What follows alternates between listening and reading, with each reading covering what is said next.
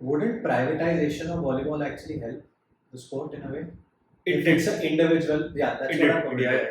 If it's an individual entity, not with the federation, Yeah. I think it was marketed well. I think people saw it. I also watched it. But there's a problem with that.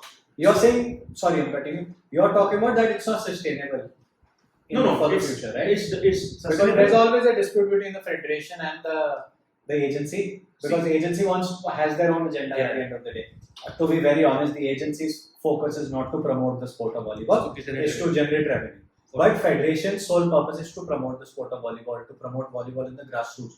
Because a lot of people don't know, but there is so much of talent in India in volleyball, even at the grassroots level. It's just that there's no right channel, or there's no, there's a reason why we use ecosystem again and again, because ecosystem word is very important.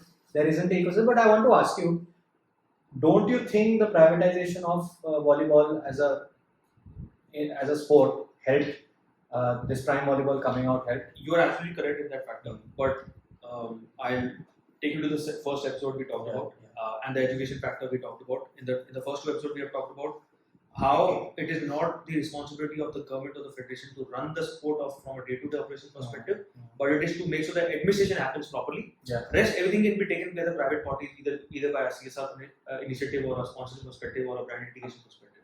So, since we are talking about volleyball in this case, the federation wanted to take the advantage of the sport and run it their own way and have some models around it. But it was the baby of the agency, because they invested hard, fast, energy, time, and sweat to ensure that the league happens to a certain extent where everybody.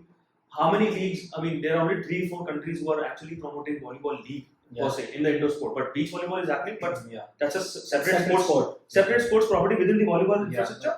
But the volleyball sport we're talking, this is an Olympic sport. Even the beach volleyball is an Olympic sport, but of a different category and different magnitude. And when we talk about India, I mean, obviously volleyball is more visible than. You actually came to a very good point where the talent is there, but where is the demand? Yeah. I mean, I need to see as a federation. Comes back to demand and supply economics. Yeah, exactly. Thanks for you to redirect me there. I have the athletes, I have the system, I have the federation, I have the funding. But why do not I have the supply? I have the supply of the athletes.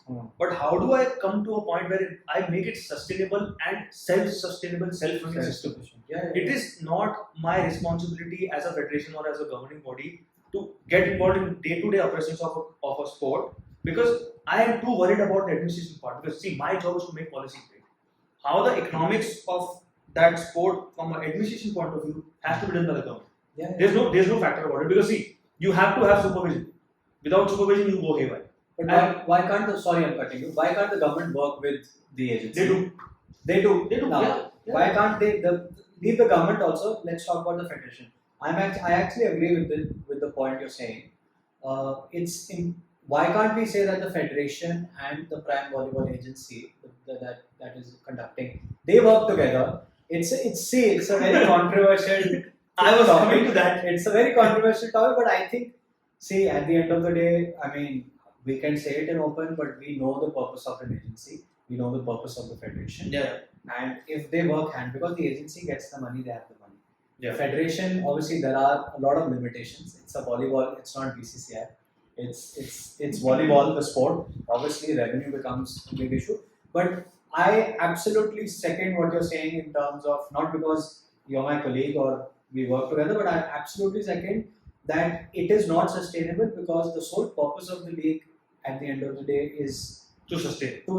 No, it's to make the prime volleyball. Yes. It's to make at the end of the day, see, revenue. यार जो दिखता है वो बिकता है ना भाई. अब बेचना तो है ही जो चीज हम बात करते हैं. But how is that actually promoting grassroots level? A kid who's 10 years old, after 10 years, he will play volleyball for the country, hopefully. So, how is the agency creating a sustainable model for grassroots football or to promote volleyball? I'm not talking about the revenue. I'm not talking about the marketing aspect also. I take two divisions in the two questions you have asked. First is the controversial question you asked.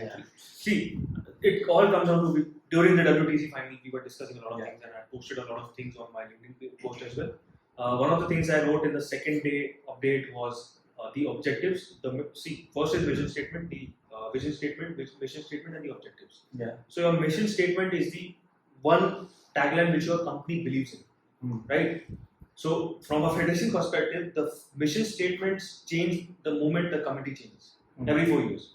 See, there are rules and regulations for a committee to sustain, and how many people can be part of the community for how long. See, they cannot be there for lifelong. There has to be a change in the system so that your new ideas and new objectives and the new people, the young blood comes into the picture and they actually take the sport forward. See, it is not about how I want to run the sport. It is about how the country runs the sport. Yeah. Right? The division of that mindset has to happen, and that only happens once you have the zeal of understanding what my mission. For a federation perspective, the mission statement cannot change. The vision statement cannot change, but objectives can change. Because objectives are continuously evolving methods and monitoring systems, or let's say KRS or KPIs. Key performance indicators can change, KRS can change, but the objective and vision cannot change. My vision is to be the best in the world. Can it change? No. I want to be the best in the world. Can it change? No. How do I get there? The perspectives might divert because based on the kind of path I'm taking, but the overall objective cannot change. Yeah. That is what as a federation we need to think. And then, so once you have these statements in mind, then you decide about. So this is for next 5 years. I have the revenue generation target of let's say 500 crores. It's a very hypothetical number. 500 crores is a big number. But for 5 years, it's a sustainable number because I am calculating everything. I'm calculating my athletes' expenditure, my youth athlete growth, my grassroots development program, my coaches' education, because the coaches need to be educated on a regular basis because new techniques are evolving every 2 years. Like we were talking about in the previous episode, Yeah, sports assessment and all of that. Exactly, the sports development part. Review and everything. Yeah, so my coaches' education, my coaches' travel and whatever stay and operational logistical cost. Now, the logistical cost, my technical staff, because if the country is hosting a sport, there has to be a sustainable, trained and well-educated training staff, technical staff. With coaches, I need support staff. Yeah. Okay. So this all comes down to everything is bundled into logistical cost and operational cost, right? That operational cost leads to how I make my balance sheet, profit and loss statement. Simple as that. If my profit and loss statement says I am in profit, my economics are positive. My returns would be positive. I would be happy, and my sport will be more sellable because everything is in place, everything is working fine. Obviously, not in terms of 100%, but 85 to 15% can be the ratio. Where 85% everything is working right, 15% you obviously take a error rate where things might not turn out as planned, but you have a mitigation plan in that. You have a crisis management plan there. See, everybody needs a negative aspect to be able to run in the right direction. The things are not going to run in the positive way all the time. It's not 100%. We understand that, and it has to happen because you cannot be a ostrich where you dig your head in the sand and you say everything is right. No, there's a predator outside and he's waiting for you to get your head out of it and they'll eat you. But how do you mitigate that problem? That is and that is where you hire the right people. I actually excluded the cost of hiring the right people in the team where they are actually aligned with the objective, mission statement, vision statement of the company or the federation of the company. The same thing applies for a private organization, right? This is where the privatization sector we were talking about. If the federation works like this, the private industry doesn't need to be worried about development or sustainability of sport. But if the federation is too government oriented, considering the population of India, it has to happen because it takes time for a federation to transition into that. It cannot happen overnight. So right now, a lot of other like we have a case of BCCI, we have a case of AIFF, we have a case of a few federations coming up where they are actually privatized in a manner where Rugby India is one of the federations where all the people are from a corporate background. Yeah. So they understand the economic sport and they actually they run the grassroots program first rather than promoting the, I represent India. Represent India as a secondary thought, but do I have the resources to pull that around? Yes, that is economic sport for me. Because from a visibility perspective, there's economics. Yeah. From a revenue perspective, there's economics. But it is about how I am creating my sustainability and selling that. The whole ecosystem. So I think that ecosystem we talk about, there are various aspects which are going to evolve and which are going to go out. But it is about me evaluating myself as a federation or a person who is promoting sport, so that my overall objective of promoting the sport and making the revenue out of the sport, because in the end it's business, right? I'm investing time, money, and energy.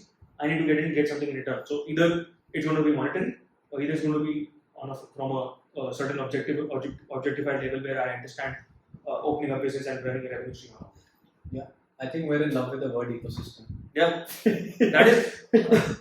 We used it at least 10 minutes time, but there's a reason which obviously the listeners and the viewers will understand.